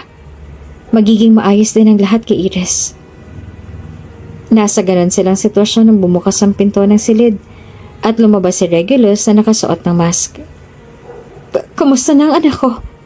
Tanong niya. Iris' condition has taken a turn, and her leukemia has caused a significant drop in her red blood cell count. She needs a blood transfusion immediately to stabilize her. It's critical. Kahit nakasuot ng face mask ay kitang-kita na nag-aalala na emosyon sa mata ni Regulus. Ano? We've already started the process, but we're facing a shortage of the specific blood type Iris requires. We're doing everything we can to secure it, but we need your help too. Kung meron man sa inyo na may kapareho ng blood type niya, tell us as soon as possible. Kailangan niya ng dugo. Biyang dugo ko, sabi ni Daniela. Oo ako. Si Aiden. Wala ba kayong kamag-anak na parehong blood type sa kanya? Tanong ni Regulus at umiling siya. She's AB. If you can contact her father, please do it as soon as possible. I'm sure they share the same blood type. Kailangan niya na mabigyan ng dugo si Iris sa lalong madaling panahon. Pareho silang napatingin sa pagbukas ng pinto at labas ng isa pang doktor. Doc Rockwell, this is an emergency. Kailangan na ng bata ng dugo. Isa na lang ang pumasok sa isipan ni Daniela ng mga oras na yon. At iyon ay ang hindi niya kaya na mawala sa kanyang nag-iisang anghel na siyang tangi niyang kasama sa buhay. Nanlaki at nabalot ng pagtataka ang mukha ni Regulus nang bigla siyang lumuhod sa harapan nito. Puno ng luha ang kanyang mga mata na tinangala niya ito. Tulungan mong anak natin, Regulus. Pareho kayo ng blood type. Please, iligtas mo siya. Hindi ko kaya kung mawala siya sa akin. Parang walang katapusan na buhos ng ulan ng luha niya. Please, tulungan mo anak natin. Ah, anak natin? Anak mo siya, Regulus. Nagkaroon tayo ng anak noon. Pero itinago ko siya sa'yo. Pero kailangan na kailangan niya ngayon ng tulong mo. Kaya parang awa mo na iligtas mo ng anak natin. Hindi naman sumagot si Regulus. Maraming emosyon na naglalaro sa mata nito na hinarap nito ang babaeng doktor. Let's go back inside.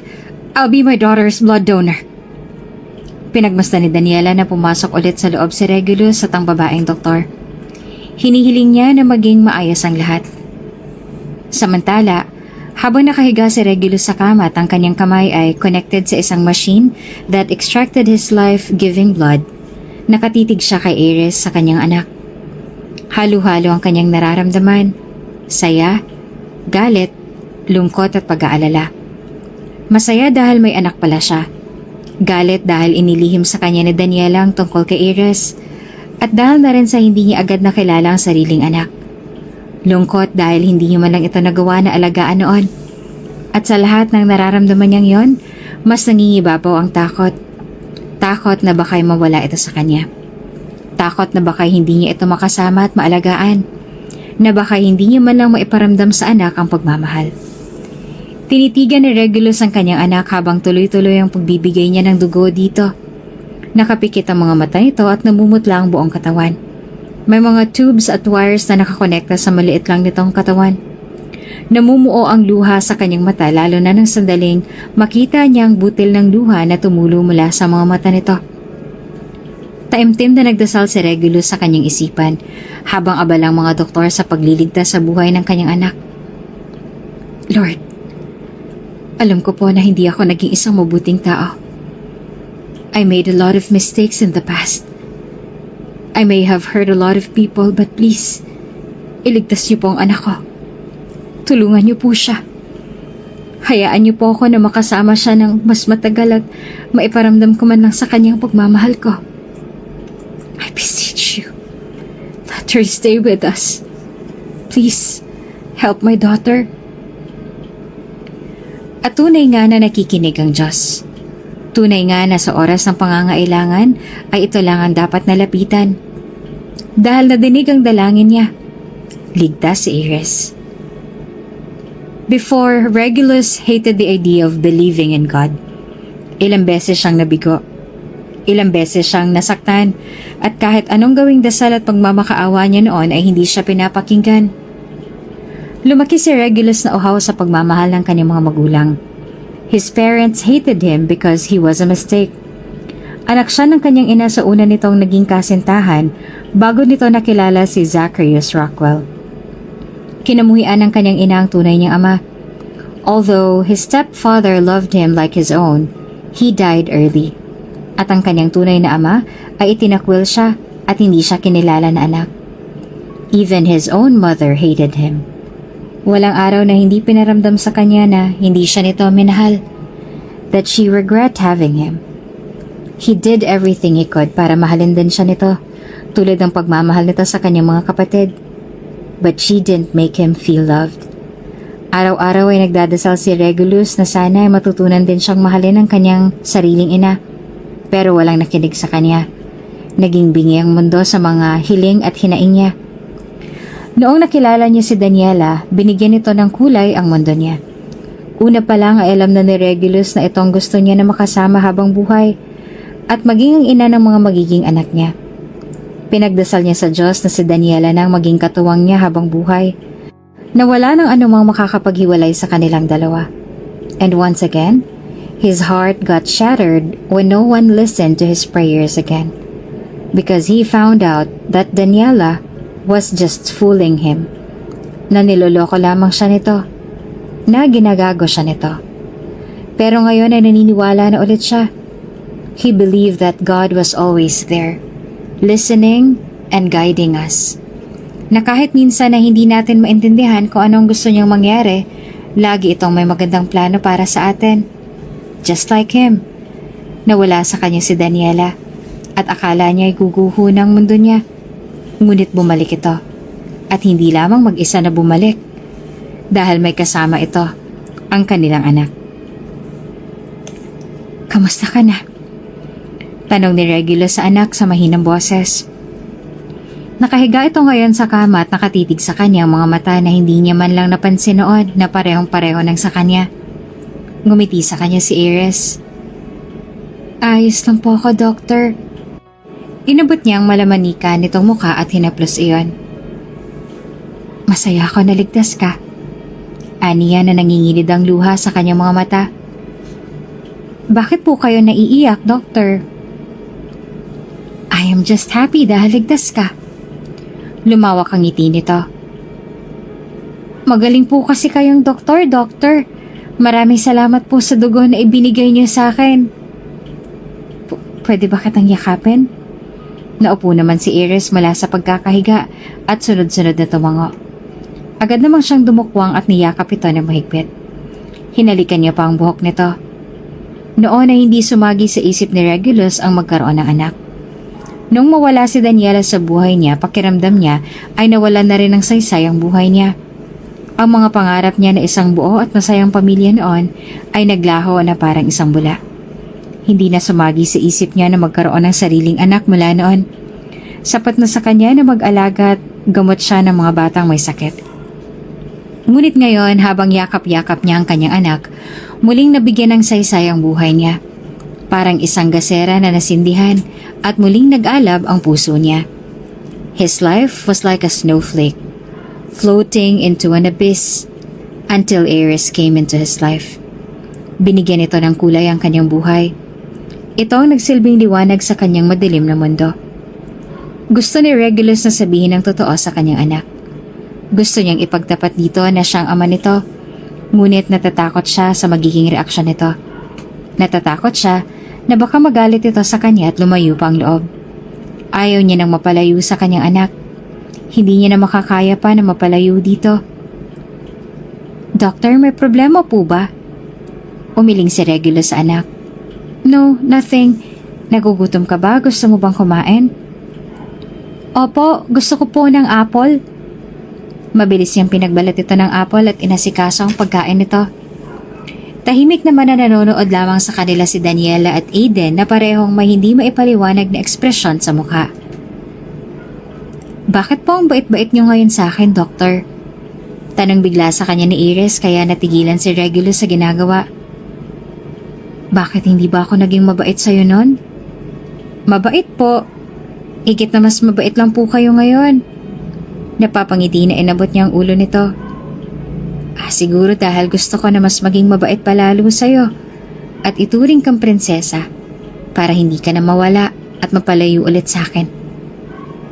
Hindi naman po ako lalayo, Doctor. Kahit po tuluyan na akong gumaling at makalabas mula dito, hahanapin ko pa rin po kayo dahil mahalaga po kayo sa akin. Nakakaramdam ng panibugho si Regulus sa tuwing nakikita niya kung gaano kalapit ang kanyang mag-ina kay Aiden, kung gaano kasaya ang kanyang anak sa tuwing si Aiden ang nakikipaglaro dito. Nagsiselos at nasasaktan siya dahil hindi siya ang nasa tabi ni Iris habang lumalaki ito. Si Aiden ang laging nasa tabi nito. Wala kang karapatan na utusan akong layuan silang dalawa. Galit sa kanya si Aiden. Nandito sila ngayon sa rooftop ng ospital. Marahil ay sa sobrang selos na kanyang nadama, ay nahanap niya na lang ang sarili na kinukumpronta si Aiden. Mag-ina ko pa rin sila. Marahasan natawa si Aiden. Bakit? Kasama ka ba ni Daniela nung pinalaki niya ang anak ninyo? Nasa tabi ka ba ni Iris nung kailangan nito ng isang ama? Wala ka sa tabi niya. Dahil mas inuna mo pa na maniwala sa mga kasinungalingan ng iyong ina. Oo nga't ikaw ang ama ni Iris. Ngunit hindi kanya tinuturing na ama. Ano sa tingin mong nararamdaman niya pag nalaman niya na ikaw ang kanyang ama, ha? Sa sobrang galit ay hinawakan niya ang kwelyo ng suot nito at ganun din ang ginawa ni Aiden. Wala kang karapatan na utusan ako na layuan sila dahil naging wala kang kwentang ama para kay Iris. Dahil mas pinili mo na paniwalaan ang walang kwentang bintang ng iyong ina. Ano kaya sa tingin mong sasabihin ni Iris kapag nalaman niya na ang kanyang ama ay maduming babae ang tingin sa kanyang ina?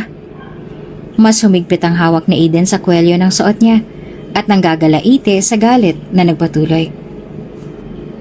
Wala kang karapatan na umakto na parang asawa ni Daniela dahil hindi mo siya pinaniwalaan.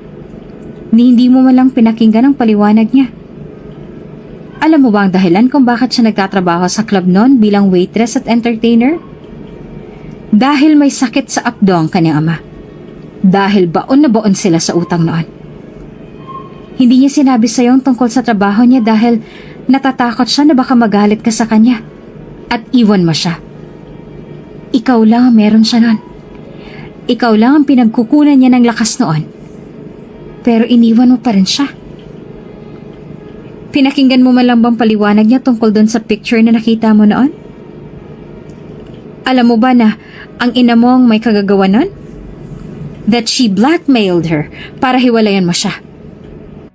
Nung umalis siya at umuwi ng probinsya, alam mo ba ang kanyang naging dahilan? Dahil sa kagagawan niya ng ina mo. Tinakot at pinagbantaan niya si Daniela. Tinakot siya nito na kung hindi ka niya lalayuan, ay hindi mo matutupad ang lahat ng mga pangarap mo. Diba?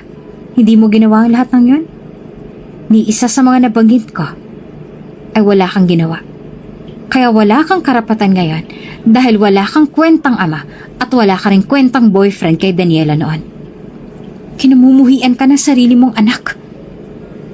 Hindi man lang alam ni Regulus na iyon palang dahilan kung bakit nangyari ang lahat ng yun noon. Everything was his mother's plan. And everything was his fault dahil nagtiwala siya sa kanyang ina.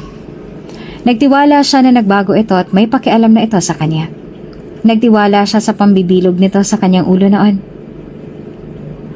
Anong problema, man? Tanong sa kanya ng kanyang kaibigang si Red nang nakita siya nitong umiinom sa bar na pag-aari rin ito. Napakadami na yata ng alak na naubos na inumin nito. I fucked up. Sagot niya bago tinonggang naman ang baso niya. Ha? Bakit? May anak kami. Naupo ito sa kanyang harapan. Nino? Ni Daniela? Nagkaanak kayo? Yes. At tinago niya sa akin. What? Bakit niya naman ginawa yun? Because I hurt her. Tiningnan niya ang mukha ni Leon at natawa. Because I am an asshole. Dahil mas pinili ko na magpabilog sa kasinungalingan ng aking ina kaysa makinig sa paliwanag niya. Naglasing lang si Regulus ng gabing yon. Nagsisisi siya sa kanyang nagawa noon at labis-labis na nagagalit sa kanyang sarili dahil sa kanya ay nawala sa kanya ang kanyang mag-ina. Nasaktan niya pa ng sobra si Daniela. Bata pa lang ako. Sunod-sunuran na ako sa lahat ng gusto niyo. Ginawa kong lahat para makuha ang atensyon niyo. Kahit alam ko na hindi naman pantay ang tingin niyo sa amin ng mga kapatid ko. Lasing at puno ng sakit na sabi ni Regulus sa ina na nasa harap niya nito. Sinunod ko lahat ng gusto niyo noon, Mom. Naniwala ako sa kasinungalingan niyo. Nawala sa akin ang pinakamamahal ko dati. Naniwala ako sa inyo. Naniwala ako sa walang kwentang bintang mo sa kanya. Naging ama ko na hindi ko alam. Lumaking anak ko nang hindi niya man lang ako nakikilala. Nalagay sa panganib ang buhay niya nang dahil sa inyo. Galit sa akin ang anak ko. At hindi ko alam kung makakaya niya pa na mapatawad ako. Puno ng sakit at galit na sigaw niya sa harapan nito. Nanlaki naman ang mata ng kanyang ina sa kanyang sinabi. I only wanted what's best for you. Sabi ng kanyang ina kaya marahas na natawa si Regulus. Hindi siya makapaniwala na iyon pa talaga ang sasabihin ng kanyang ina. Kung dati ay natutuwa siya sa tuwing naririnig ang katagang yon mula sa kanya, ngayon ay nagagalit na siya. What's best for me? Is this what you think what's best for me? Ang makita kong unti-unting madurog dahil sa kagagawa ninyo?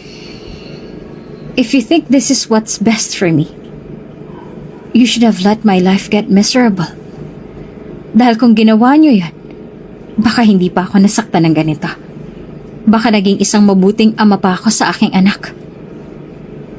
Listen to me first, Regulus.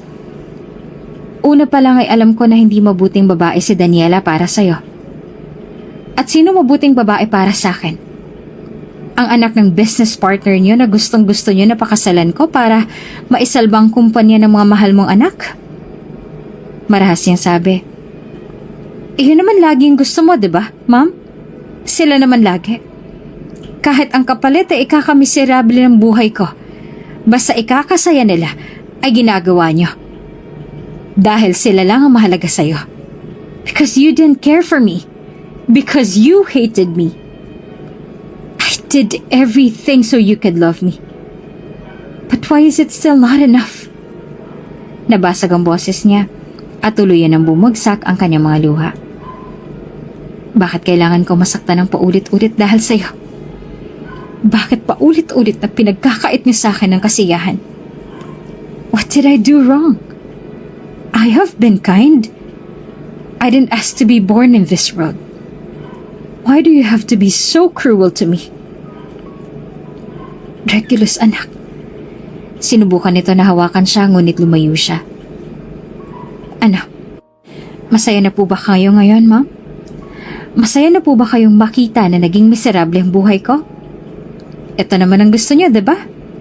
Ang makita ako na madurog. You know what, ma'am? I am exhausted from carrying the weight of longing for your love. I am so tired to trying to please you. 2 beses na humakbang siya paatras palayo dito. Pagod na ako sa inyo. At pasensya na kung hanggang sa napagod na lamang ako ay hindi ko pa rin kayo nagawang napasaya. Pasensya na kung hanggang sa huli hindi ko nagawa na makamit ang gusto niyo. I'm sorry. I'm tired of trying to meet your expectations of me. Sa ngayon ay pipiliin ko muna ang aking sarili. I will choose my happiness first. Uunahin kong mag-ina ko. Animoy nakisabay ang buhos ng ulan sa sakit na nararamdaman niya.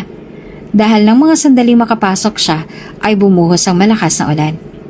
Nanlabo ang kanyang mga mata dahil sa luha na mabilis niyang pinatakbo ang kanyang sasakyan. Sa sobrang bilis at dala na rin ng kalasingan ay hindi niya nagawang makapagkabig ng preno ng sasakyan niya at bumangga ito sa isang puno. Naramdaman pa ni Regulus ang pagtulo ng malapot na dugo mula sa kanyang noo bago tuluyan na pumikit ang mga mata niya. Nang magising si Regulus ay nasa loob na siya ng ospital at higit pang mas nakakagulat ay nasa tabi niya ang kanyang mag-ina na parehong nag-aalalang ekspresyon habang nakatingin sa kanya. Regulus, mabuti naman at gising ka na. Kamusta ng pakiramdam mo? Puno ng pag-aalala ang mukha ni Daniela. Nakatitig lamang siya dito at hindi nagawa na makasagot. Hindi niya maintindihan kung bakit sa dami ng kasalanan niya sa dalaga, kung bakit sa dami ng mga masasakit na salita na binitawan niya dito noon, at kung bakit sa kabila ng pagkukulang niya ay nag-aalala pa rin ito sa kanya.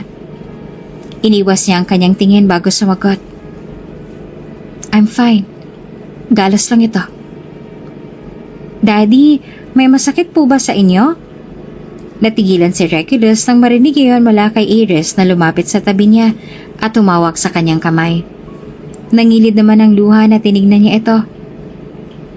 Daddy? Ngumiti sa kanya si Iris. Nag-aalala po ako sa inyo nang sabihin po nila mami na naaksidente raw po kayo. Masaya po ako na ligtas kayo. Nagtatanong ang mga mata na nag-angat siya ng tingin kay Daniela na bahagyang nakangiti sa kanya. Alam niyang tungkol sa'yo. Hindi ko inilihim sa kanya na ikaw ang ama niya.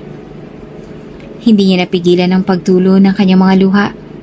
Bumagsak iyon dahil sa saya. Tinulungan naman ni Daniela ang kanilang anak na makaakyat sa kama. Inabot ang maliit na kamay ni Iris ang kanyang muka at ito nagpahid sa kanyang luha. Huwag po kayong umiyak, Daddy.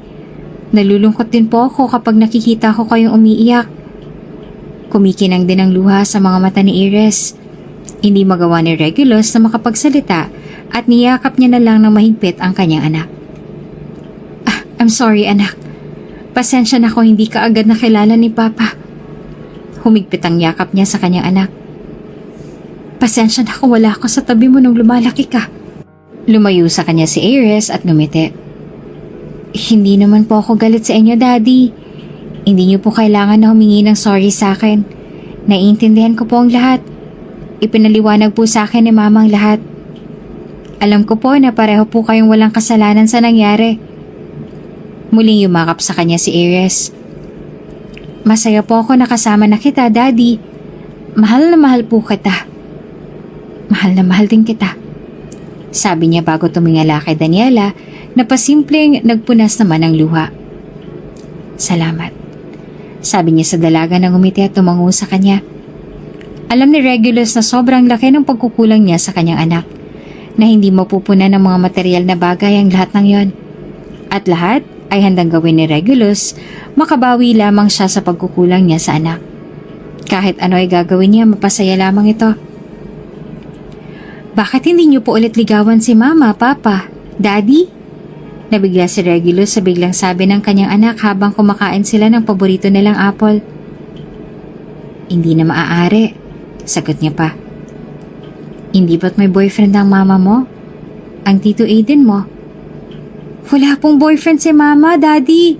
Kaibigan niya lang po si Tito Aiden. Marami pong mga manliligaw sa kanya noon pero wala po siyang sinagot ni isa sa kanila.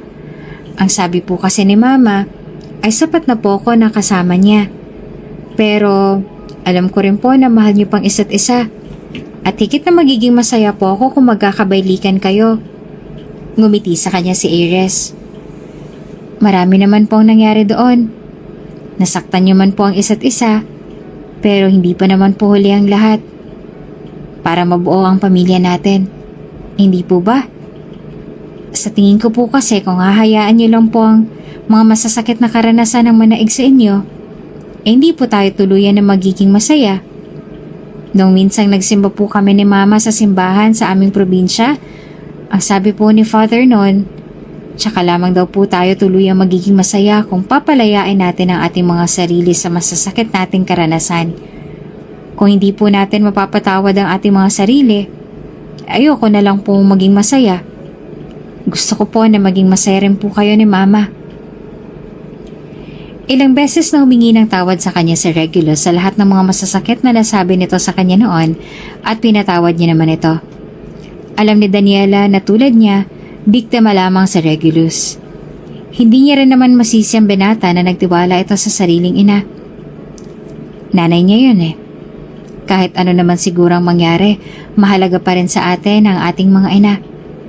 Buwan nang lumipas mula nang malaman ni Regulus na anak nila si Aries. Lahat ay ginagawa ni Regulus para makabawi sa pagkukulang sa anak nila at masaya naman si Daniela na makita iyon. Nakalabas na rin ng ospital si Aries at sa maliit na apartment sila nakatira ngayon.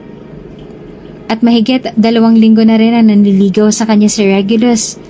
Kahit pa 2 linggo na ang nagdaan mula nang magtapat ito sa kanya ng nararamdaman, pakiramdam ni Daniela ay nananaginip lamang siya hanggang ngayon. Hindi siya makapaniwala na sa haba-haba ng panahon na nagdaan siya, ay siya pa rin ang nag-iisang babae na lamang puso ni Regulus. At aaminin niya man o sa hindi, ay pareho silang dalawa ng nararamdaman. Mahal niya pa rin ito. Mahal mo pa rin siya, diba? Hindi agad nakasagot si Daniela sa biglang tanong ni Aiden. Ngumiti ito sa kanya pero ang mga mata nito ay puno ng sakit. Hindi mo kailangan ilihim ang totoo. Isang tingin pa lang sa mga mata mo, alam ko na agad kung anong sagot mo. Mahal niyo pang isa't isa. Kinagat niya ang ibabang labi at napayuko. I'm sorry, sabi niya sa mababang boses. Mahina namang natawa si Aiden. Bakit ka humiling ng tawad? Masaya ako na mahal niyo pa ang isa't isa. Kahit matagal kayong nagkawalay. Nag-angat ulit siya ng tingin sa mukha nito. May mumunting ngiti sa labi nito. Pero ang mga mata nito ay sinabi kung ano ang totoong nadarama. Mukhang nagsisisi na naman siya sa lahat ng mga nasabi niya sa'yo noon. At halatang mahal niya rin kayong mag-ina. Give him a chance kung sa tingin mo ay mas makakabuti sa inyo yung mag-ina. Pero paano ka? Ayaw niya nasaktan si Aiden dahil una pa lang ay alam niya nang mahal na mahal siya nito. Pero kahit anong gawin niya ay talagang pagmamahal lang ng isang kaibigan ang maibibigay niya rito. Isang beses pa nang umiti sa kanya si Aiden. Mahal kita. Mga bata pa lamang tayo ay ikaw nang minahal ko. Sabi ko pa nga noon ay, lahat gagawin ko para ikaw na rin ang magiging katuwang ko habang buhay. Pero hindi ko ipagsisiksikan ang sarili ko sa'yo. Kasiyahan mo lang ang gusto ko. At alam ko na hindi ka sa akin sasaya. Na kay Regulus mo matatagpuan ang kasiyahan na hiling ko para sa'yo. Huwag kang mag-alala sa akin. Magiging maayos din ako. At huwag mo rin iisipin na masisira ang pagiging magkaibigan natin. Ako pa rin ang matalik mong kaibigan. Walang magbabago doon. Nakausap ko na si Regulus. Nagkaayos na rin kaming dalawa. Nangako siya sa akin na kahit kailan ay hindi niya na kayo sasaktan. Sinabi ko rin sa kanya na kung sasaktan niya kayo, ay walang pagdadalawang isip na kukunin ko ulit kayo sa kanya. Seryoso siya sa inyong dalawa ng anak niyo at mahal na mahal niya kayo. Tiyak din ako na kung magkakabalikan kayo ni Regulus at muling mabuo ang iyong pamilya, ay higit na mas magiging masaya si Iris. Pumatak ang luha mula sa kanyang mga mata. Maraming salamat, Aiden. Matapos ang pag-uusap nila ni Aiden ng gabing yon, ay higit na mas naging malinaw para kay Daniela kung ano ang dapat niyang gawin. Gusto niya na bigyan ng kompleto at masayang pamilya si Iris, at gusto niya na muling mabuo ang naging kulang sa kanya mula noong maghiwalay silang dalawa. She wants to give him another chance. If you're going to ask me to stop doing this and courting you, I'm telling you I'm not going to stop. Hindi niya pinatapos ang sasabihin ni Regulus at kinulong niyang mukha nito sa kanyang palad. Tumingkayad siya at pinagdikit ang kanyang mga labi. Sa labis sa gulat ay hindi agad nagawa ni Regulus na makapag-react. Pinaglayo niya ang kanilang mga labi at malambing nang nginitian ito. I'm asking you to stop courting me. Dahil sinasagot na kita. What? Mahal din kita, Regulus. Walang nagbago sa pagmamahal ko sa'yo sa nagdaang taon na lumipas. Ikaw lang ang nag-iisa tanging minahal ko. The lingering ache from yesterday's sorrows makes it incredibly challenging to erase the pain from memory.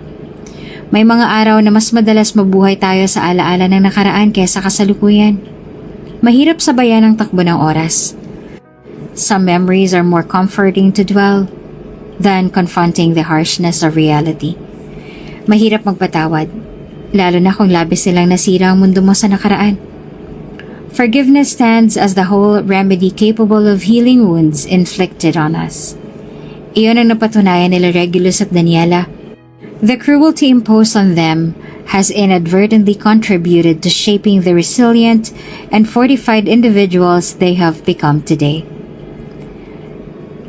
Daddy, welcome home! Tingnan niyo po ito, oh!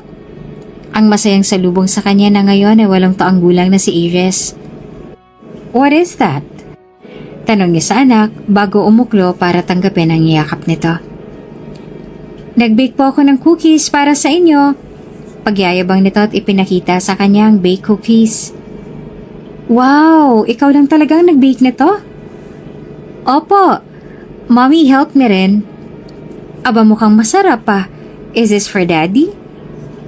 Opo. Thank you, baby. Sabi niya bago binuhat. Sunod na nakita niya na lumabas ang kanyang asawa mula sa kusina. Nakasuot ito ng bestida at halatang halata na ang umbok ng tiyan nito. 8 buwan na itong buntis sa kanilang pangalawang anak. Hello, love. Ang masayang bati sa kanya ng kanyang mahal na asawa. Napakaganda nito sa suot ng damit. Sa mata ni Regulus ay mas lalo itong gumanda. Hello, my love. Malambing niyang sabi na makalapit ito sa harapan niya bago niya ginawaran ng halik ang noon nito. How's your day? Did you have a lot of fun? Yes, marami kaming binake na cookies ni Iris. Ikaw, kamusta ang araw mo? Tiring, pero wala naman ang pagod ko dahil kasama ko na kayo. 1 taon mula na ikasal sila at kahit napakarami nang nagbago, hindi nagbago ang pagmamahal nila sa isa't isa. Mas lalo niya lang itong minahal. Noong unang taon mula nang nagkabalikan sila, ay lumapit sa kanila ang kanyang ina para humingi ng tawad sa lahat ng kasalanan na nagawa nito sa kanila noon. Hindi nila agad ito napatawad. Ngunit dahil lumalaki na ang kanilang panganay, ay ayaw na nila na lumaki ito na ang iniisip ay galit sa kanyang sariling anak. Pinatawad nila ito at binigyan ng pagkakataon. At iyon ang pinakamagandang desisyon na ginawa nila dahil pinatunayan nga nila ng kanyang ina na nagbago na nga ito. At ngayon ay naghahanda sila para sa kasal ni Eden bukas. Ikakasal ito kay Engineer Anastasia at sa sobrang excited na nila, lalong-lalo na ang kanyang mag-ina na batid ni Regulus na sobrang masaya para kay Eden dahil sa wakas ay nahanap na ito ang babaeng magmamahal dito. Aaminin ni Regulus na masaya pa rin siya para kay Eden na ngayon ay matalik niya na lang na kaibigan. Sa pagkakataong to ay wala nang ibang mahihiling pa si Regulus. Nasa kanya na ang lahat. Binigay na ng Diyos ang lahat ng hiling niya. I love you so much, my babies. Sabi niya sa kanyang mag-ina na ngayon ay magkatabi at mahimbing na natutulog sa kanilang kama. Dumukwang din siya para halikan ang kanilang noo at ang umbok ng tiyan ni Daniela bago inayos ang kanilang kumot. Pakiramdam ni Regulus, siya na ang pinakamaswerteng lalaki dahil natabunan niya si Daniela at pinayayaan sila ng dalawang anghel. This is Regulus Rockwell, swearing to the moon that I'll do my best to protect my family. Kung bago ka pa lang sa channel na ito, Ate Jane TV, huwag kalimutang pindutin ang notification bell and subscribe button. Sana po hindi naman malaking abala sa inyo ang pagpindot ng subscribe button dahil ang kapalit po nito ay ang pagsuporta para makapag-produce ng mga libreng stories sa mga channels ni Ate Jane. Maraming salamat! Bakit kasi hindi mo na lang sabihin sa boyfriend mong tungkol sa trabaho mo? Tanong sa kanya ng kanyang kaibigan at katrabaho na si Tanya.